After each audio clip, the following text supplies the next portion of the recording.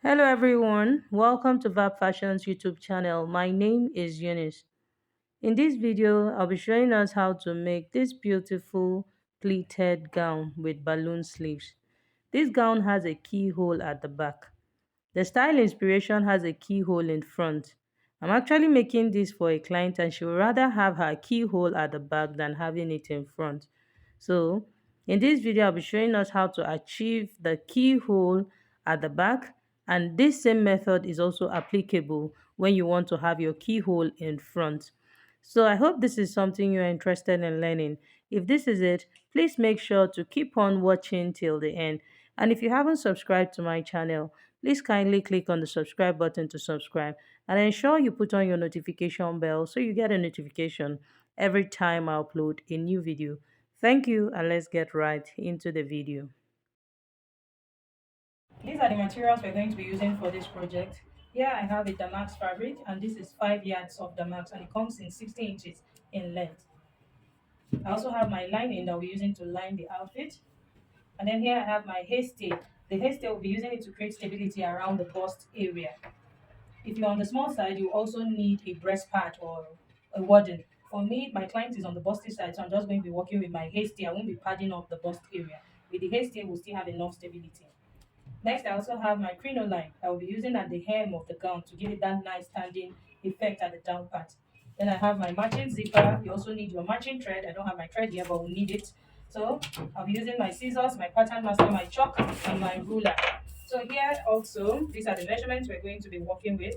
First is the shoulder measurement, which is 17 inches. The bust measurement, that's 52. The under bust measurement is 44. The waist measurement is the same 44. The gown length is 16 inches. I have the front half length. The front half length for my client is 19 inches. The back half length is 17 inches, which is a difference of 2 inches. The front is 19, the back is 17. Then the nipple to nipple measurement, which is also known as the bust span, is 9 inches. The sleeve length is 13 inches. And we also need the round armhole measurement, and that's 9.6. Here I also have the shoulder to bust point, which is shoulder to nipple point, and for her it is 12 inches. Shoulder to under bust point is 17 inches. So these are the measurements we're going to be working with. You don't need the hip measurement because we're going to pleat this gown, so you don't need the hip measurement. Okay, so we're going to go ahead and start drafting. I'll be drafting directly on my lining. And to determine the amount of fabric to fold, because we'll be starting with the upper bodies first. So to determine the amount of fabric to fold, I'll be using the biggest circumference to do that.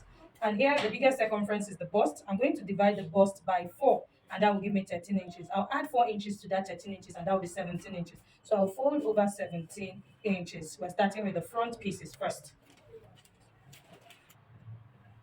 So here I folded my fabric and I have the width that is enough to take care of the front. So the first line I have here is the shoulder line. The second line is the chest line. The bust line is the third. The under bust line is the fourth. And then the fifth line is the waist line. So now the front half length I used, remember I said the front half length of my client is 19 inches. I beg your pardon, is 19 inches. I made this length 19.5. So this extra half inch is for joining the pleats at the down part. Okay. So having said that, next on the shoulder line, I'm going to enter the shoulder measurement divided by 2, which is 8.5 plus half inch, so that will give me 9 inches. So I'll mark here on 9 inches. Still on the shoulder line, I'm going to mark the neck width of 4 inches. And then here on the shoulder line, at the shoulder measurement, I will come down by a shoulder slant of 1 inch. And then I'll connect it to the neck width. On the chest line here, I'm also going to enter the shoulder measurement divided by 2 plus half inch, so that's 9 inches. I'm going to connect using my straight ruler to the shoulder line. So now that we have this, next I'm going to get the midpoint of the armhole line. So right now, you can see I'm placing my tape from the shoulder slant down to the chest line. I'll get the midpoint. Here's the midpoint. At this midpoint, I will go in by 3/4 of an inch. And then I'll connect it back to the shoulder tip. Then to curve the armhole line, I'm going to get the bust measurement divided by 4. So the bust measurement divided by 4, I'll enter it on the chest line, which is 13 inches. So I'll curve the armhole to meet this point, like this.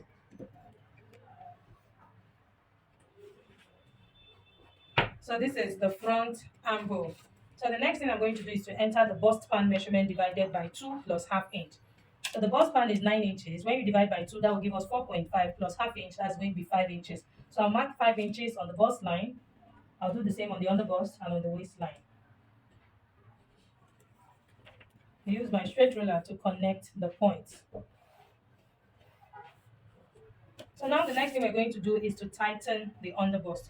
And we need to determine our dart intake on the underbust. And a very simple way to do that is to get the difference between the bust and the underbust. You use the difference to tighten the underbust. I said my client's bust measurement is 52 inches. So 52 divided by 4, we already know is 13 inches. So that's 13. Our underbust divided by 4 is 11 inches. 44 divided by 4, that's 11 inches. So 11 and 13, which is the bust measurement, divided by 4. So the difference between them is 2 inches. Okay? So that 2 inches is what I'll be using to tighten the underbust. Okay? I hope you understand. So I'm going to be using 2 inches to tighten the underbust. So here at the center, now this line I have here demarcates the center piece from the side piece. So here at the center, I'm going to mark half inch on this side. I will also mark a half inch on the waistline too. Then I have 1.5 inches remaining. Remember, I got a total of 2 inches. So the remaining 1.5 inches, I'll place it at the side here. I'll place it at the side here. So now I have a total of 2 inches for our dart intake on the underbust and on the waistline. So I'm going to use my straight ruler to connect the points. And this is it. So now on the bust point line, I will come down by 3/4 of an inch. So this depends on your size. If you are a plus size, you can come down by 3/4 of an inch or 1 inch, depending on how big your bust is. But if you're on the small side, please come down by half inch. Okay, so on the bust point, I will also go up by 3/4 of an inch. So I'll mark it also here, and this is it. So I'll bring in my armhole curve. I'll connect from this on the bust point here to this 3/4 inch I marked here. So you want to place your curve correctly until you get the 2 points touching each other. That's your curve touching the 2 points. That's what I meant to say. And then I'll also repeat the same thing on this side.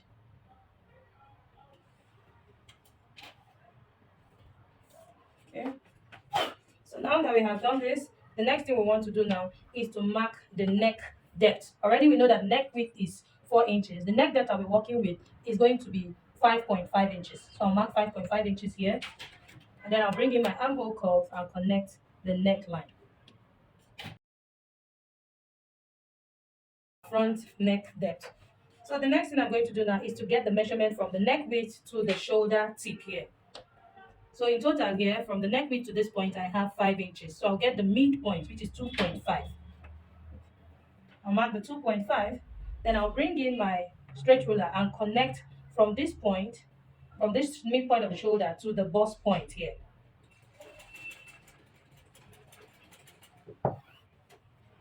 So can you see? So I've done that. So the next thing we're going to do is to take our darts on the shoulders.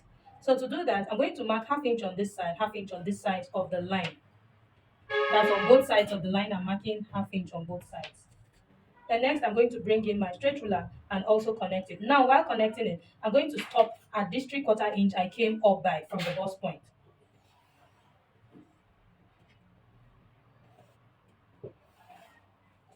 So now this is our shoulder darts. Okay. So the next thing now we want to do is to replace back all our darts, to add back the darts and enter all our measurements. Okay. So we're going to start first with the shoulder here. So here on the shoulder, I'm going to extend this line, the shoulder slant first. And you see, I'm just going to extend the shoulder slant first. So now you can see I have a dart intake here of 1 inch, and we're going to be cutting this out. So because we're going to cut this out, you have to replace it. If not, there's going to be a shortage. This is where the front armhole measurement stops. So I'm going to come here now and replace back that 1 inch, placing my tape from the armhole curve here. So I'll replace 1 inch back. And you see, I've marked 1 inch. Remember, I'll be joining the both of them with half inch when I finish cutting it out, because we cut it out and we'll just replace this. And when we join it back, there's still going to be a shortage because it will reduce the shoulder measurement. So I'll add back that 1 inch also. That's the half inch I'll use to stitch them on both sides. So that's 1 inch. So I'll add back 1 inch. Can you see how I came out here? So now on this midpoint, you already have a guide. I've done this here on the shoulder. I'll come here to the midpoint. On the midpoint, I'll measure what I have here at this dart, at this area here. I have 3/4 of an inch. I'm going to replace back that 3/4 inch, following the armhole curve. So I'll replace the 3/4 inch. You see? So this is where the 3/4 inch stops exactly on the line, on the shoulder line here. So having marked it here, I'll need half inch to join the both of them together, the side piece and the center piece. So that's a total of 1 inch. So I will also come out by 1 inch at this point. This is it. So I'll come here to the end of the armhole and measure what I have here. I just have half inch. So So I'll replace back that half inch, and I'll also add back the 1 inch we'll be using to join the two sides. So can you see? So now our armhole has extended outwards. So I'm just going to place my curve and draw the new armhole, the new front armhole, okay? Can you see? So now this is now our new front armhole. We're no longer going to work with this armhole. So we have done all our replacements. So the next thing now I'm going to do is to come here to the bust measurement. The bust divided by 4, I already entered it, which is 13. So plus 2 inches for my sewing allowance. I need half inch to join the two pieces together. So I'm going to add back 1 inch here. And then here on the underbust, the underbust divided by 4 is 11. So I have a dart intake here of 2 inches. You need to replace that back because we'll be cutting it out. And then I'll add my sewing allowance of 2 inches. I also need half inch to join the two sides together. So that's 1 inch extra. The underbust and the waist measurements are the same measurement. So I'm just going to measure what I have here and bring it down to the waistline. And this is it. So I'm going to connect the lines or the points. So here on the chest line, the same thing I did every other place, I'm just going to do the same. So you can see the line will just go up because this is it and that's it. So now we are almost done with the front. The next thing we're going to do is to take away the difference between the front and back, which is 2 inches. I said the front length of my client is 19 inches, while the back half length is 17. So I'll be taking away that 2 inches, which is the difference. So here on the waistline, I will go up by 2 inches, which is the difference, and then I'll connect it. So if you look at it, you will notice that this is the bust dart, okay? If we were drafting on our pattern paper, it would have been around here, but because we're drafting directly on the fabric, so this is side dart, which is still the bust dart. So right now, we are done drafting the front. I'll bring in my scissors and we'll cut it out.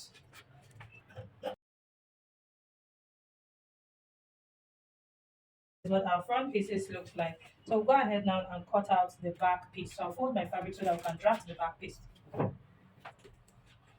So for the back, I folded my fabric. You can see it's unfold.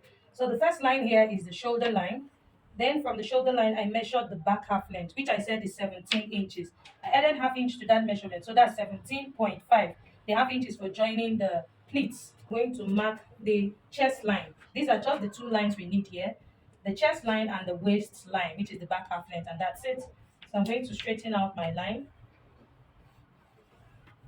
So now CL, which is chest line, waistline here. So from the center back here, I'm going to come in by 1.5 inches, which is going to be our zip allowance. So 1.5 inches. Okay, so I've drawn the line. So this point is the zip allowance. So let's label it ZA. So all measurements will start from here, from this line, the center back. So here on the shoulder line, placing my tape away from the zip allowance, I'm going to mark half of the shoulder measurement plus half inch. And then I'll also mark the neck width. Remember, I used the neck width of 4 inches at the back and at the front. So at the shoulder measurement here, I'll come down by 1 inch for the shoulder slant. And then I'll connect it to the neck width. I'll come down to the chest line and enter the shoulder measurement divided by 2 plus half as well. That's plus 0.5, so that's 9 inches. And then I'll connect to the shoulder tip here. And this is what we have. So on the chest line here, okay. So on the chest line here, I'm going to enter the bust measurement divided by 4, which is 13 inches. Next, I'll get the midpoint of the armhole line. This is the midpoint. At this point, I will go in by half of an inch. And then I'll connect it back to the shoulder tip.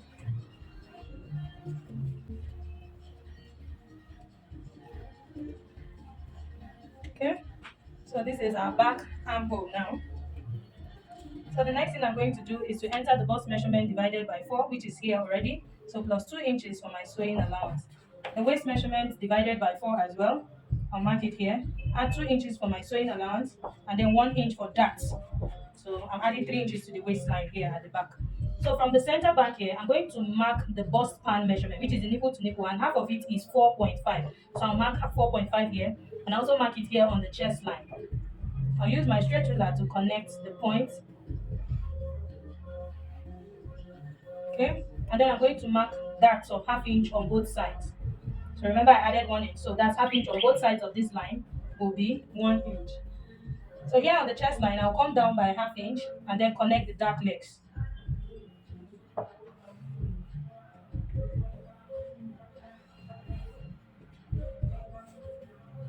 So this is what our back dart looks like. So next I'm going to come in by half inch from the zip allowance. This is to eliminate zipper bulge. So on the waistline here, I'm coming in by half inch, and then I'll slant it all the way to the shoulder line. You want to make sure to do this to eliminate zipper bulge at the back. Don't want your zipper to bulge. So next I'm going to mark the neck depth. So the back neck depth is going to be 1 inch. So I'm going to connect it like this. So I'll mark it into the zip allowance. So next thing now we want to do is to create the keyhole we're going to have at the back. So from the neckline here, from the neck depth here, I will come down by 2 inches. So next I'm going to come down by the keyhole, depending on how deep you want the keyhole to be. So I'm coming down by 4 inches. So that's the depth of the keyhole. So from this 2 inches mark, I came down by 4 inches. Okay. So at this 4 inches mark, I will come in by 4.5. And then I'm going to bring my armhole curve and connect like this. And then I'll connect with a straight line here. So this part is going to be the keyhole that we'll have at the back. So you can make this wider, KH. I'll be cutting this part open. So you can make this wider or smaller depending on your size or depending on what you want.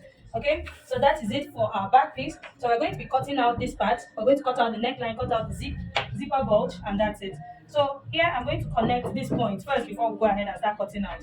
We'll connect our side measurements, and this is it for our back extended. So I'll bring in my scissors and we'll cut out.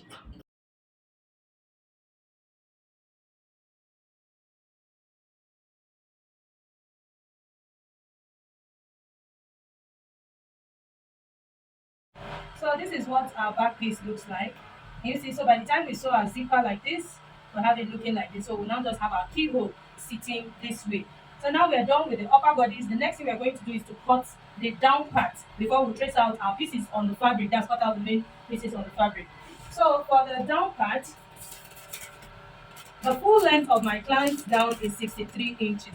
We already have the upper bodies, and which the front half length is 19 inches. So I'll be subtracting 19 inches from her full length. So 63 minus 19, that is 44. So the length at the down part is 44 inches. We need 2 inches for our hemming allowance. And this hemming allowance is including the joining allowance we're going to use to join the waistline. So we need just 1.5 at the down part and then half inch at the upper part to join the upper part. So that's a total of 2 inches. So I have 46 inches.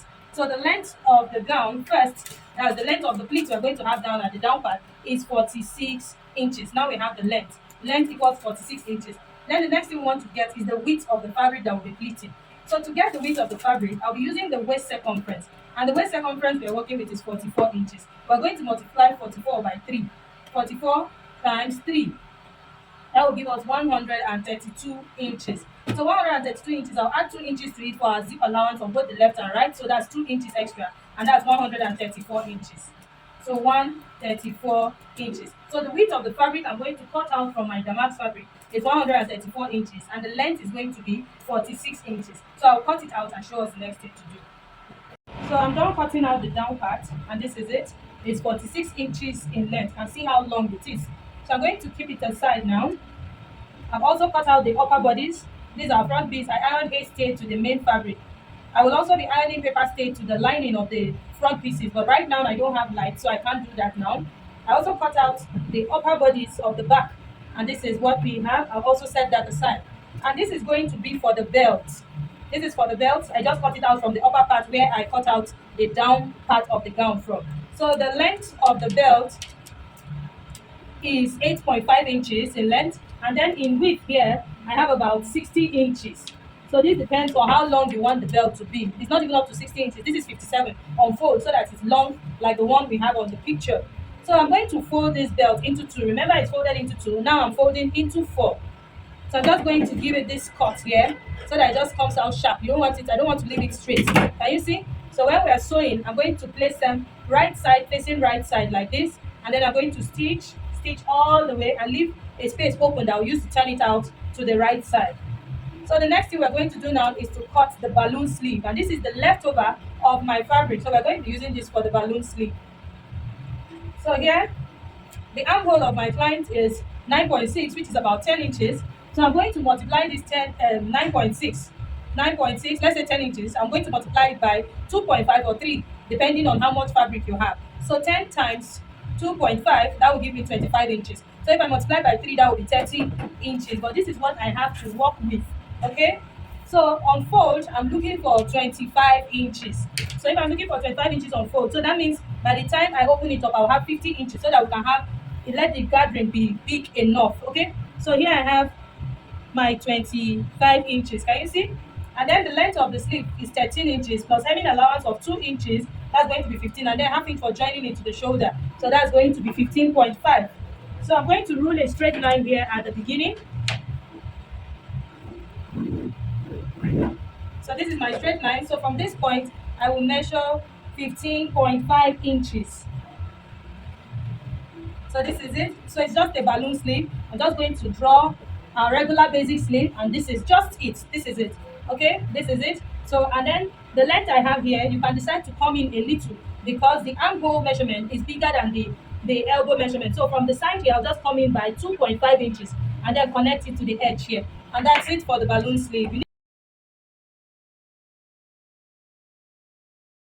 Okay, I also went ahead to cut the lining of the down part. Here I'm using just 3 yards for the down part. I used 3 yards, so I didn't have to use up to 134 inches for the second. That's for the lining that will be inside.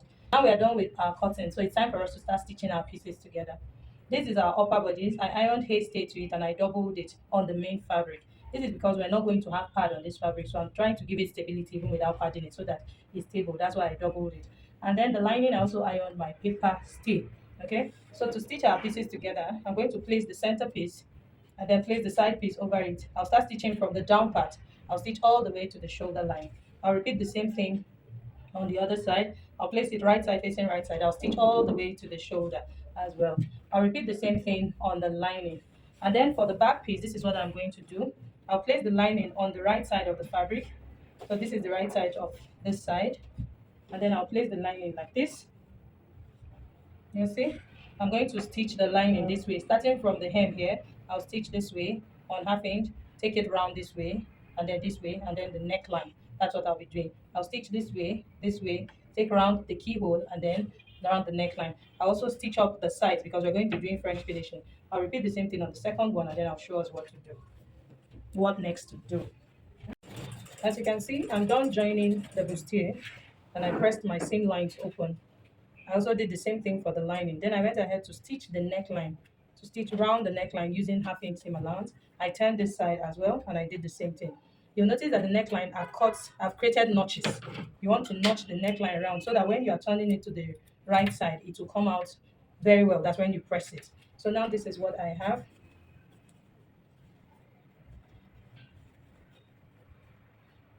So this is what it looks like here. So I'm going to give this a very good press and also press the other side, the side seams. Okay, so I'll press it very well. And then this is our back here. I also went ahead to notch all the curves. I did the same thing on this side. This side is very sensitive. That's where the keyhole is sharp. You want to notch very close to your seam line here so that when you turn it out, the shape will come out well. And I'm also going ahead to notch the neckline. You can see I turned the center back and I also turned the side. So I'm going to turn it out to the right side now. And I repeated the same thing for the second one. But remember I talked about having a button at this upper part. So because I'm going to have a button at this upper part, and which is this one that I have here, I used a cord. It is called Shabala cord. Let me show us what I used. And it is the same color with the brocade. Can you see? I used it to create the button loop I'm going to have at the back. So this is the Shabala cord I used. I just cut out 3 inches and folded it into two and placed it in between my lining and fabric while I was stitching from the wrong side. And this is what I have here. So now I have a button loop at the back. So our front and back pieces are ready. All I need to do now is to give it a very good press. After pressing it, I'm going to join the shoulders together. So I'm done ironing the front neckline, and this is what we have. Can you see how Bustier is sitting really well, despite the fact that it's not padded with wadding or breast pad. But you can see it is sitting very well. If you give it a good press, it will sit well. And so long as you draft it well, everything will be fine. So for the neckline, I placed my hemming gum in between the neckline so that the lining will not be sticking out. I placed hemming gum and I gave it a very good press. So this is why it is looking like this. So for the back also, I've also ironed it and you can see what it looks like. So I'm going to place my hemming gum here on this keyhole area. That's at this point. So I'll just place the hemming gum in between the lining and the fabric. This is so that the lining will stay intact.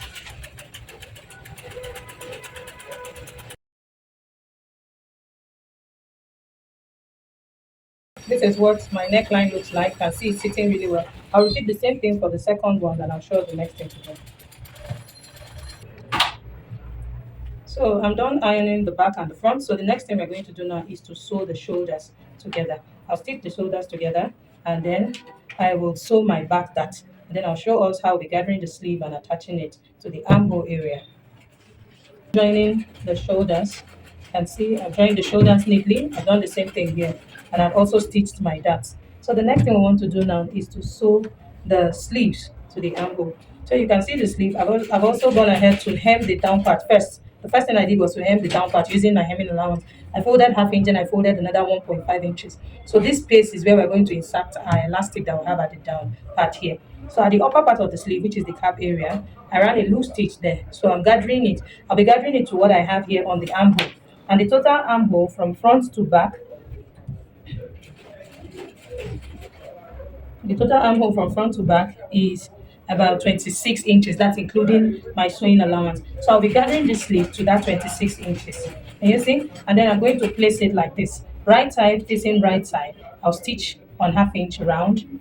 Can you see? I'll stitch it on half inch round the armhole. I'll repeat the same thing for the other sleeve. Then I'm going to insert my elastic into this opening. For the elastic, all I need is the round elbow measurement of my client. I'll be using an actual elbow measurement. This is because so that by the time we stitch, it will not be too tight. So if you reduce it, it's likely going to be tight, except if the person wants it tight. For her, she doesn't want it tight. And her round elbow measurement is 13 inches. So I'll be cutting 13 inches in two places, okay? So I have two of them. I'm going to insert it into the hem of the sleeve. So I'll go stitch the sleeve on the armhole area. I'll do the same thing for the second sleeve and also weave it before I go ahead and insert my elastic. Then I'll come back and show us what we have.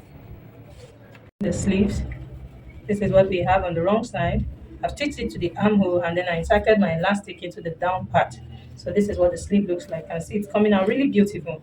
And then I went ahead to weave the armhole. You want to make sure to weave it. Damask is a fabric that really frays, okay? So you just want to weave it and make sure everything is neat. This is what we have here too. So now the next thing I'm going to be doing, because we are done with the upper part, I'm going to shape the upper part using my sewing allowance. You can see I've already drawn out the sewing allowance I'll be stitching on. I'll start from the hem of the sleeve here and then hold the two of them together like this. And then I'll stitch on my sewing allowance. I'll stitch all the way down to the waistline. I'll repeat the same thing on this side. You can see I've also drawn out my sewing allowance. Okay, I'll also stitch all the way down to the hem. So I'll keep this aside and show us what we'll be doing on the down part of our material. So here is our damask fabric that we'll be using for the down part. I have a crinoline that I'll be attaching to the hem. For this crinoline, it's not compulsory. If you don't want to have a crinoline at the hem, that's fine. All you need to do is just to fold your hem using your hemming allowance of that 2 inches I added. You just hem it, okay? And that's it. Just fold half inch and then fold your hemming allowance and then stitch. But because I want the down part to give that wavy look and look full on the ground, this is what I'm going to do. So here is my crinoline. First, I'm going to use a bias to close up this part because you don't want to leave it like this, it can poke the skin. So after doing that, the next thing I'm going to do is to place the crinoline on the right side of the fabric, on the right side. And take note of the way I'm placing the crinoline. I'm placing it half inch away from the hem. I'm going to stitch the crinoline all the way down to the other tip. Then once I'm done doing that, I'll flip the crinoline to the right side. So it can be done two ways. You can either stitch it again or you use hemming gum to gum it. So I'll go stitch it and then come back and show us what to do. So I'm done stitching the crinoline on the right side and this is what we have. So now the next thing I'm going to do is to turn this crinoline to the wrong side.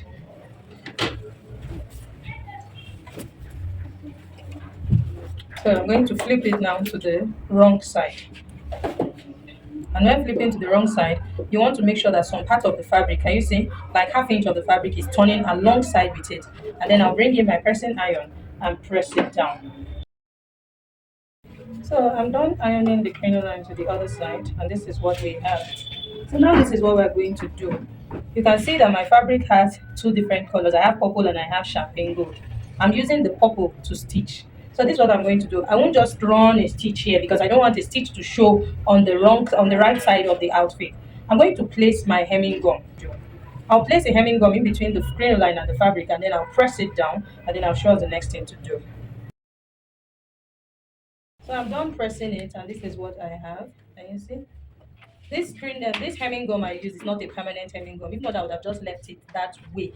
With permanent hemming gum, whether you wash it or not, pull off. But this is not a permanent hemming gum, so you don't want to risk it. So this is what I'm going to do now. If you're working with a fabric that is the same color, you don't want to bother about this. But if you're okay with also just stitching, that's fine. But for me, I don't want to have purple thread on top of the champagne gold area. So I'm just going to take this to my machine and stitch on the purple side.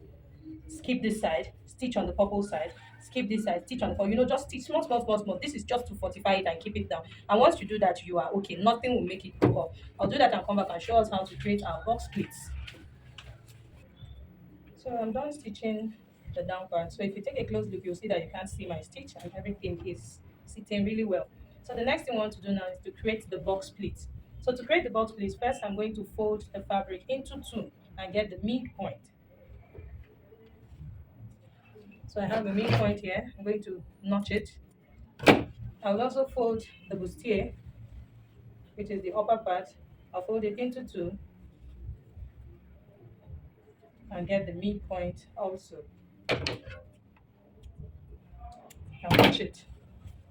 So now this is what I'm going to do. I'm going to place the fabric right side facing right side. And you see the down part, this is the upper part down, down, and this is the down part. So right side facing right side. I want to pin this middle point here. Just going to pin it. And then next I'll start creating a box pleat. So to create the box pleat, this is what I'm going to do first. Can you see? Just watch carefully what I'm doing. And now this is the wrong side of my fabric. So on the wrong side, it will look as if I'm making an inverted pleat. But on the right side, it will reflect as a box pleat. So I'm going to pleat this way. You can go ahead and measure. Now this is what I'm doing. Here my pleat is about 2 inches. So I'll just fold in 2 inches like this. I'll pin it down.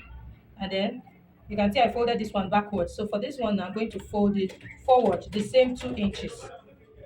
If you can eyeball it, that's fine, but it is better to measure it so that they are even. So I'm going to fold my 2 inches again. I'll measure it, and this is 2 inches here. I'll use my safety pin to secure it also. So next, I'm going to create another one. So I'll have to go backwards again. Can you see? I'm picking another 2 inches like this. Can you see? I'm going to measure and be sure that I have 2 inches. Once I have 2 inches, I will pin it down. And then I'll pick the next one. Now the next one will have to come forward. That will face me this way. So 2 inches. I'll measure and confirm my 2 inches. Once it is 2 inches, that's fine. So I'm going to pin it down. So I'll keep doing this till I get to the end. Now let me show us what it looks like in front before I proceed. Can you see? That's giving me box pleat effect. So the pleats are 4 inches because I'm picking 2 inches. I'm picking 2 inches from the left. I'm picking 2 inches from the right. So automatically in front now, it's looking. Can you see? It's giving the box pleat effect. So I'll keep doing this till I get to the end. Now take note that this is just my fabric I'm doing this with. So when I'm done doing that, I will stitch it on the waistline using the half inch seam allowance I added. Then I will show us how I'll be placing the lining on the lining side so that we can use the lining to cover up the waist. So I'll do that and come back and show us. Okay, so I'm done stitching the pleats, and this is what our box pleat looks like in front. Can you see how beautiful it came out? Coming out really beautiful. And this is what it looks like on the wrong side. Can you see? This is what it looks like on the wrong side.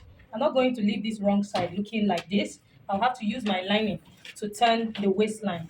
So now this is my lining. I've already created random pleats. I didn't have to calculate too much on the lining. Like I said, I used 3 yards of lining. So you don't have to use the same amount of fabric. You don't have to use the same amount of lining as the main fabric. That's what I'm trying to see. So now you can see, like I said, I've created pleats on the lining. So I'm going to place the lining now.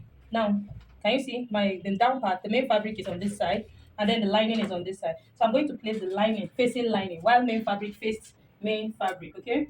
So here I'm going to just pin the lining this way. And then there's something we need to take note of. At the end here, where the center back is, can you see I left a space here of about quarter of an inch? I'll be using it to turn the lining at the side here. Okay? So we'll continue pinning.